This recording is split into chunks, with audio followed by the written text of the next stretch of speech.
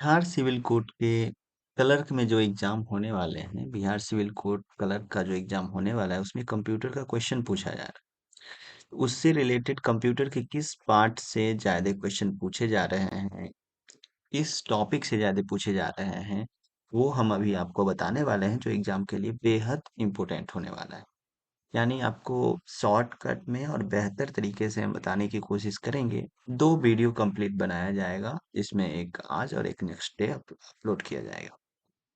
इसमें हम आपको बताएंगे कि कैसे साधारण से भाषा में आप वीडियो को आराम से देख करके बिल्कुल क्वेश्चन कैसे समझ पाते हैं, इसके बारे में हम चर्चा करेंगे। और किस सेक्शन से क्वेश्चन ज्यादा उठाता है, कहाँ से क्वेश्चन उठाएगा, ये चीज हम आपको बताएंगे। और आप एग्जाम में जाएं और फिर देखें क्वेश्चन को, और फिर हमें फीडबैक दें कि कैसा क्वेश्चन या फिर बताया गया यूजफुल था कि नहीं। अगर आप वीडियो देखने से लगे कि यूजफुल है तो आप इसको सब्सक्राइब कर लें चैनल को, और शेयर करें जिससे और को हेल्प हो सके। तो हम उसी इम्पोर्टेंट सेक्शन को उठाएंगे, अभी लेके चलेंगे, जो एग्जाम के व्यू से बेहद इम्पोर्टेंट और उससे क्वेश्चन आता ही है श्योर। हम किसी पॉइंट को बताएंगे जो श्योर ही वो पूछे जाएंगे।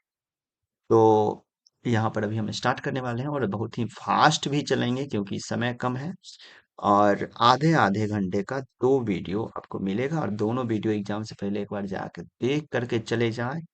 आप 12 से 13 नंबर स्कोर कर पाए। चलिए स्टार्ट करते हैं। अभी पहला चैप्टर है हार्डवेयर एंड सॉफ्टवेयर। हार्डवेयर किसको कहते हैं और सॉफ्टवेयर किसको कहते हैं?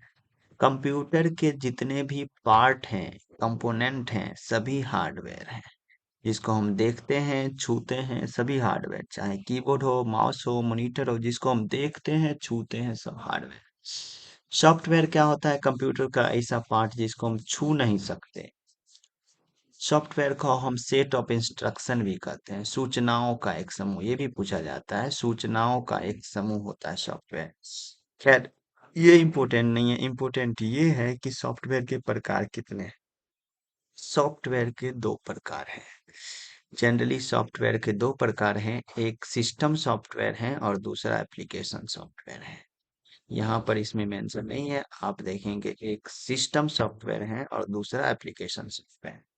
अभी यहाँ पर हम बात करें सिस्टम सॉफ्टवेयर की सिस्टम सॉफ्टवेयर की,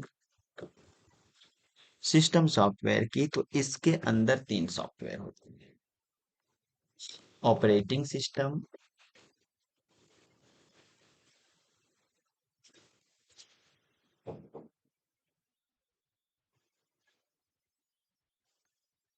लैंग्वेज ट्रांसलेटर, और और एंटीवायरस, या फिर utility programme.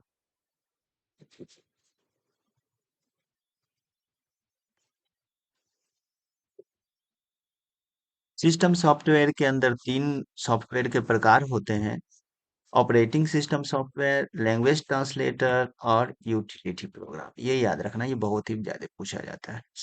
Operating system software किसको कहते हैं? ये कंप्यूटर के पूरे हार्डवेयर को कमांड करके रखता है। ऑपरेटिंग सिस्टम सॉफ्टवेयर पूरे हार्डवेयर को चलाने का काम करता है, हार्डवेयर को एक्टिव करके चलाने का काम करता है।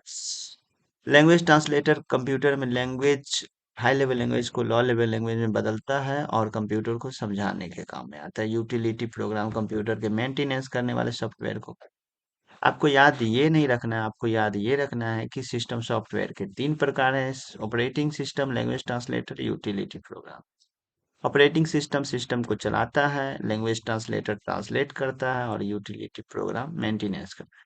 ऑपरेटिंग सिस्टम सॉफ्टवेयर के एग्जाम्पल बेहद इंपॉर्टेंट है, इसको याद रखना है। ये लगभग पांच ही हैं, इसको याद रखना है: DOS, Windows, Linux, Unix, Solaris, Android और मैक ओएस। कहीं कहीं पर मैक ओएस मिलेगा, तो मैक ओएस भी याद रखना। इसको छोड़ करके, ये ऑपरेटिंग सिस्टम सॉफ्टवेयर को छोड़ करके जितने भी हैं सभी को हम एप्लीकेशन सॉफ्टवेयर मान सकते हैं। तो पूछा जाता है इसमें से कौन एप्लीकेशन है, कौन ऑपरेटिंग है, तो आप इसमें छांट सकते हैं। ऑपरेटिंग सिस्टम सॉफ्टवेयर दो तरह के होते हैं, करेक्टर यूजर इंटरफेस और ग्राफिकल। इसका फुल फॉर्म पूछा जाता है तो जनरली फुल फॉर्म याद रखना है। ग्राफ करेक्टर यूजर इंटरफेस जो कीबोर्ड के माध्यम से हम चलाते हैं, ग्राफिकल यूजर इंटरफेस जो माउस के सहायता से हम मल्टी कलर सॉफ्टवेयर का यूज करते हैं। तो इस तरह से सॉफ्टवेयर हार्डवेयर चैप्टर खत्म हुआ, एकदम सिंपल सा। ऑपरेटिंग सिस्टम सॉफ्टवेयर के एग्जाम्पल याद रखें, एप्लीकेशन उसको छोड़ करके सारे सॉफ्टवेयर एप्लीकेशन है। अब चलते हैं वायरस के बारे में। तो वायरस एक सॉफ्टवेयर है, वायरस एक सॉफ्टवेयर है, ये याद रखना है। और कुछ वायरस के एग्जाम्पल हैं या ये याद रखना है। एंटीवायरस सॉफ्टवेयर का ज्यादा एग्जाम्पल ज्यादा इंपॉर्टेंट है वायरस के सॉफ्टवेयर के एग्जाम्पल से ज्यादा। तो मैस्कैफे, नॉर्टन, क्विकहिल, अवास्ट, K7। इस नोट्स को एक बार अच्छे से पढ़ लें और जो बताया जा रहा पॉइंट उसको ज्यादा नोट करें। अब इंटरनेट के बारे में हम चलते हैं। इंटरनेट क्या है? इंटरनेट की शुरुआत 1960 ईस्वी से हो गई थी और मतलब थ्योरिकल काम, और 1969 ईस्वी में इसका ज्यादा विस्तारण हुआ।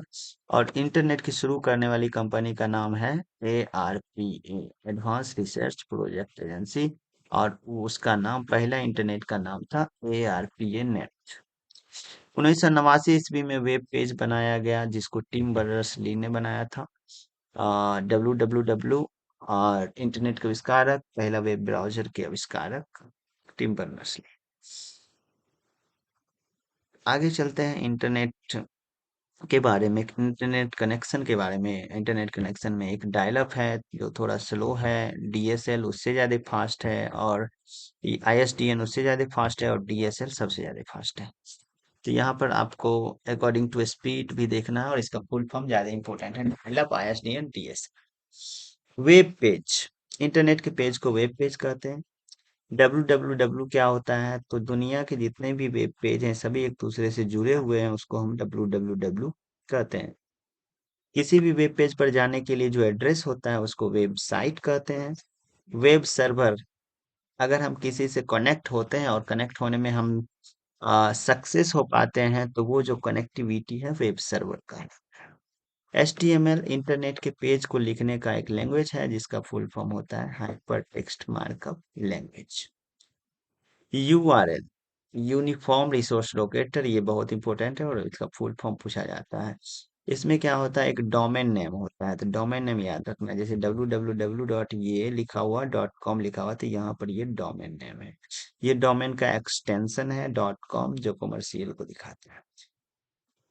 इंटरनेट से हम लोग जो कनेक्ट होते हैं उसके लिए प्रॉपर एक एड्रेस होता है जिसको हम आईपी एड्रेस कहते हैं। आईपी एड्रेस का साइज 0 से 255 के बीच होता है और अ, 4 ग्रुप में होता है। आईपी एड्रेस दो प्रकार के होते हैं, याद रखना है, बहुत ज्यादा इंपॉर्टेंट है।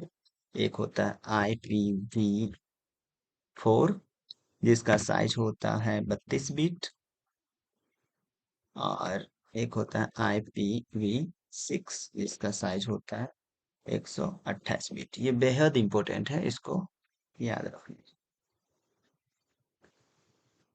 दो प्रकार के हैं जिसमें IPv4 में 8 बिट के 4 ग्रुप और IPv6 में 16 बिट के 8 ग्रुप होते हैं, याद रखना है। और प्रत्येक ग्रुप का साइज 0 से 255 के बीच होता है। प्रत्येक पेज को यानी डोमेन नेम को आईपी एड्रेस में बदलना और आईपी एड्रेस को डोमेन नेम में बदलने की प्रक्रिया को डोमेन नेम सिस्टम कहा जाता है। Domain name according to organisation, according to geographical है। अगर .com किसी के लास्ट में लगा हुआ है तो वो प्राइवेट कमर्शियल होगा।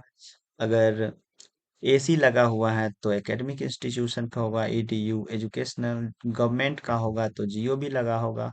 नेटवर्क का होगा तो नेट, और ORG होगा तो नॉन प्रॉफिट ट्रस्ट का होगा। इंडिया का IN रहता है इस तरह से। सर्च इंजन, किसी भी वेब पेज को खोलने के लिए जो वेबसाइट होता है उसको सर्च इंजन कहा जाता है। जैसे गूगल है, याहू है, बिंग है, MSN है, ये सभी सर्च इंजन है। इसका एग्जाम्पल बेहद इंपॉर्टेंट है, याद रखें। ईमेल के बारे में चलते हैं। ईमेल किसको कहा जाता है? तो ईमेल का आविष्कार 1972 ईस्वी में ARPA नेट द्वारा किया गया था और टॉमलिंसन ने किया था।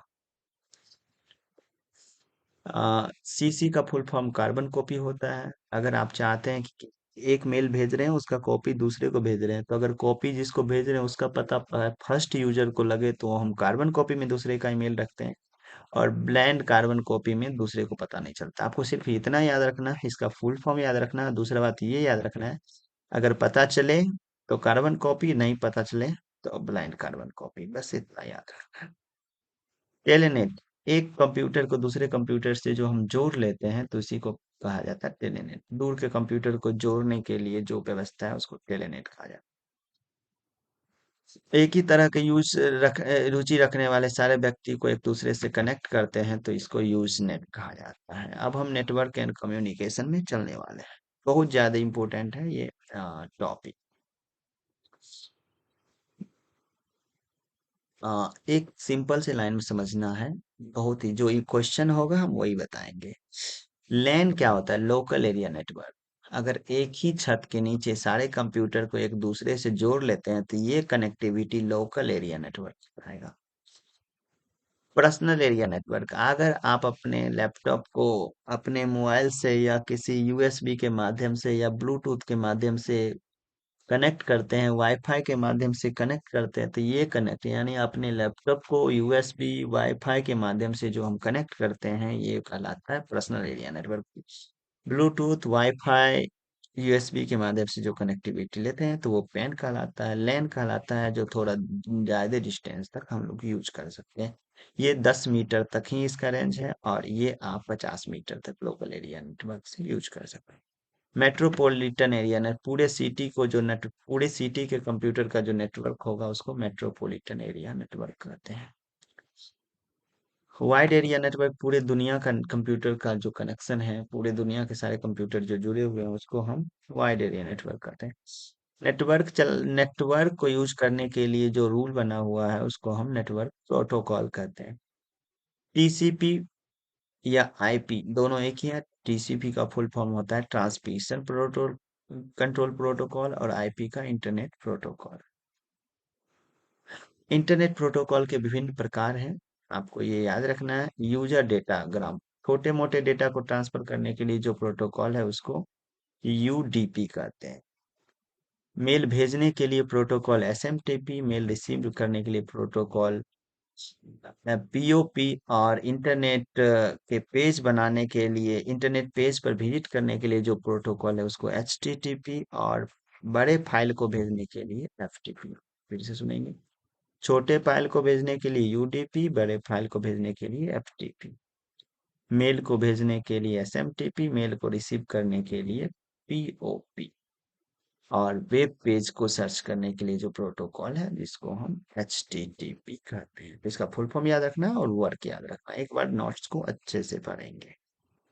बहुत इंपॉर्टेंट है नेटवर्क टोपोलॉजी, बहुत बार पूछा जाता है। तो नेटवर्क टोपोलॉजी में बस टोपोलॉजी, एक बस टोपोलॉजी होता है जिसमें एक तार से सभी कंप्यूटर एक दूसरे से जुड़े हुए रहते हैं। एक ही तार से जुड़े हुए रहते हैं तो इसको कहा जाता है बस टोपोलॉजी। रिंग टोपोलॉजी कहा जाता है अंगूठी की तरह एक कंप्यूटर दूसरे कंप्यूटर चारों तरफ से घेरे हुए रहते हैं, तो इस तरह का टोपोलॉजी को हम लोग रिंग टोपोलॉजी कहते हैं। स्टार टोपोलॉजी रिंग की तरह होता है जिसमें एक मेन सर्वर कंप्यूटर बीच में होता है, उससे जुड़े हुए सभी कंप्यूटर रहते हैं।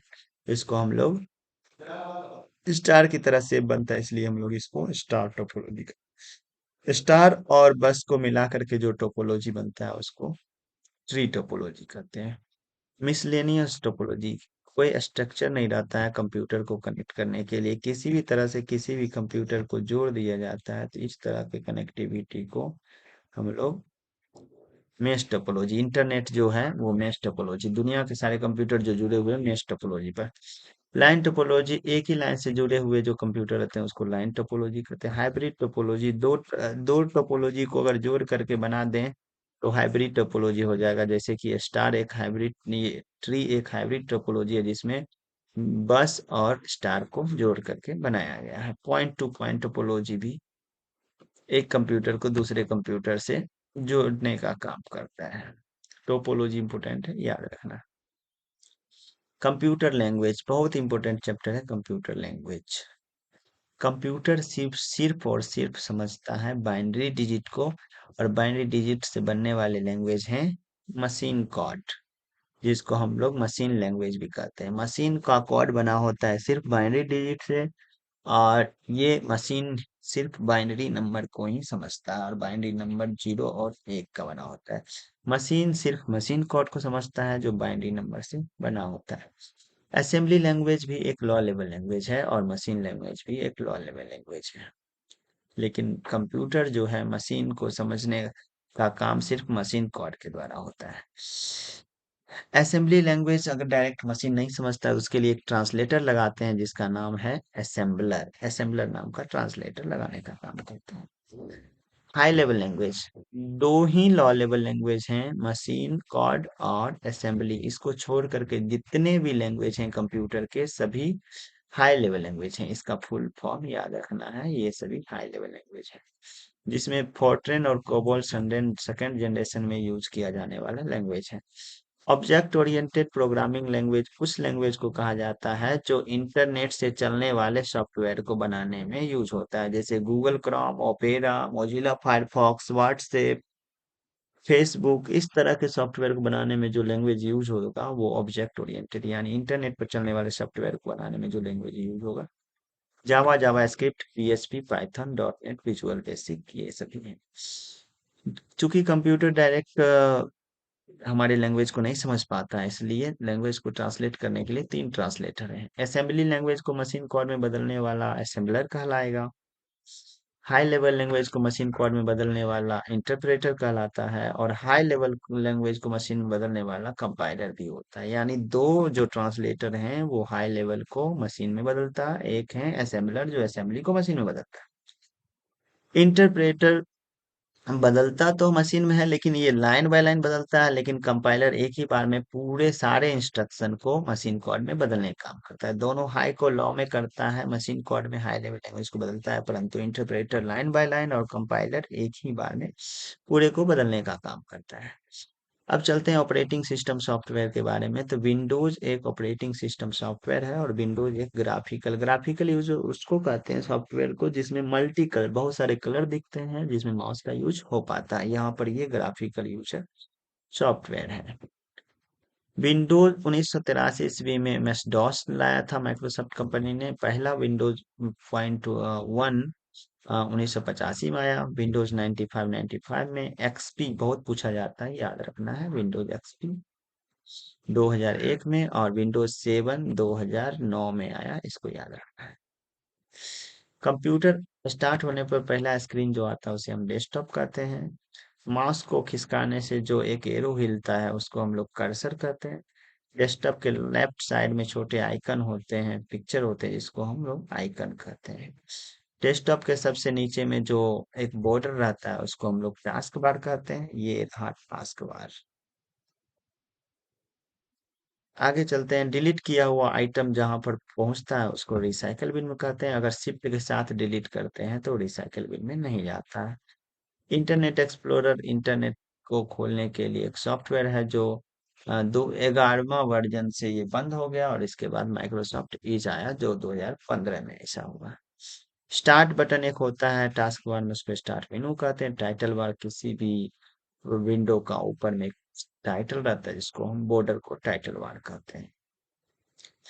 कोल्ड बूटिंग, खैर ये इंपॉर्टेंट नहीं है। नोट पैड के बारे में जानते हैं। नोट पैड एक टेक्स्ट एडिटर प्रोग्राम है जिसमें हम लिखने का काम करते हैं। इसका एक्सटेंशन नेम टीएक्सटी है, और वर्ड पैड का एक्सटेंशन नेम आरटीएफ होता है। इसका full form rich text format, और नोट पैड का फुल फॉर्म टेक्स्ट का फुल फॉर्म, टीएक्सटी का फुल फॉर्म टेक्स्ट होता है। क्लिपबोर्ड एक एरिया है जहां पर टेम्पोररी एरिया है, जहां पर कट कॉपी किया हुआ डेटा स्टोर रहता है। माइक्रोसॉफ्ट वर्ड की बात करें तो इसका एक्सटेंशन नेम डॉट docx होता है, और हम क्लिपबोर्ड में 24 बार तक डेटा को स्टोर करके रख सकते हैं। अगर आपको डिटेल में सारा कुछ जानना है तो सभी टॉपिक के लिए वीडियो बनाया हुआ है, आप अच्छे से देखें। वीडियो का लंबाई ज्यादा बड़ा ना हो, इसलिए हम सिर्फ इम्पोर्टेंट पर फोकस कर रहे हैं। स्पेलिंग चेक करने के लिए एक शॉर्टकट की F7 है माइक्रोसॉफ्ट वर्ड में, बहुत बेहद इम्पोर्टेंट है, इसको याद रखना है। अंडो का शॉर्टकट कंट्रोल जेड, और रेडो का, रेडो मतलब आगे, अंडो मतलब पीछे। चेंज केस होता है जिसमें कैपिटल को स्मॉल, स्मॉल को कैपिटल कर सकते हैं। इस तरह से अभी एक्सेल में पहुंचते हैं, तो एक्सेल, माइक्रोसॉफ्ट एक्सेल का एक्सटेंशन नेम एक्सेल एस होता है। एक्सेल के सीट को हम लोग स्प्रेड शीट भी कहते हैं और इलेक्ट्रॉनिक स्प्रेड शीट भी कहते हैं, और एक्सेल के फाइल को वर्कबुक कहते हैं। एक्सेल में फार्मूला सम करने के लिए, जोड़ने के लिए सम है, मिनिमम निकालने के लिए MIN, मैक्सिमम के लिए MAX, इस तरह से सभी फार्मूला दिए हुए हैं। एक्सेल शुरू करने के लिए हम फार्मूला लिखने के लिए सबसे पहले हम बराबर का चिन्ह देते हैं। पावर पॉइंट एक प्रेजेंटेशन सॉफ्टवेयर है जिसमें एनिमेशन बना करके, प्रेजेंटेशन बना करके दिखाया जाता है।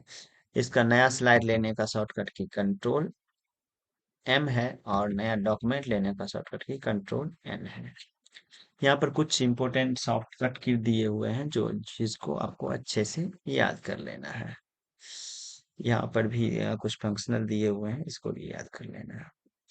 फुल फॉर्म है, एक नज़र से फुल फॉर्म आपको देख लेना है, ये सभी फुल फॉर्म है जो बेहद इम्पोर्टेंट है।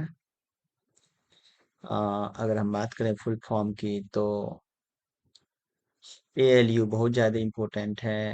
Arithmetic logic unit, BIOS basic input output system, CD, compact disc, COBOL, common business oriented language, CRT, DBMS, DOS, ये तीनों इम्पोर्टेंट हैं। Digital versatile disc, PROM, EPROM, Fortran important है, FTP इम्पोर्टेंट है, अब गीगो होता है important है, आपका HTML, HTTP, GUI, तीनों चारों इम्पोर्टेंट है। ISP का फुल फॉर्म याद रखना है, इंटरनेट सर्विस प्रोवाइडर। LAN का फुल फॉर्म याद रखना है। उसके बाद आपको URL, USB, VDU, VGA, WAN, wifi, WXML, इसका फुल फॉर्म याद रखना जो बेहद इंपॉर्टेंट है। एक्सटेंशन नेम की बात करें तो नोटपैड का एक्सटेंशन नेम .txt होता है, वर्डपैड का .rtf जो पीछे लिखा हुआ था, यहाँ पर माइक्रोसॉफ्ट वर्ड का, एक्सेल का, पावर पॉइंट का। डाटाबेस मैनेजमेंट सॉफ्टवेयर होता है SQL, माइक्रोसॉफ्ट एक्सेस, जो पिछले क्वेश्चन में बताया गया है। इसके अलावा हमने 200 क्वेश्चन का, इम्पोर्टेंट क्वेश्चन का एक सीरीज कराया है, तो आप 200 क्वेश्चन को देख लें जो इम्पोर्टेंट क्वेश्चन है वो। पिक्चर का एक्सटेंशन नेम .png है, GIF है, GIF एनिमेटेड फिगर है, फोटोशॉप का फाइल PST है। चलिए आगे बढ़ते हैं। PDF का फुल फॉर्म होता है पोर्टेबल डॉक्यूमेंट फॉर्म। ये जो 200 क्वेश्चन है आप इसको अच्छे से एक बार पढ़ लें, इसका एक्सप्लेन भी एक वीडियो में, 2 वीडियो में एक से एक 100 करके कराया गया है। इस तरह से आधे घंटे में हमने आपका पूरा सिलेबस आधे से कम समय में आधा सिलेबस कंप्लीट किया है। अगले वीडियो में हम आधे रेस्ट सिलेबस को बताएंगे, और जितना बताया गया है टू दी पॉइंट उतना को ही ध्यान में रखें, तभी भी आपका एग्जाम बेहतर जाने वाला है। ठीक है, ऑल द बेस्ट।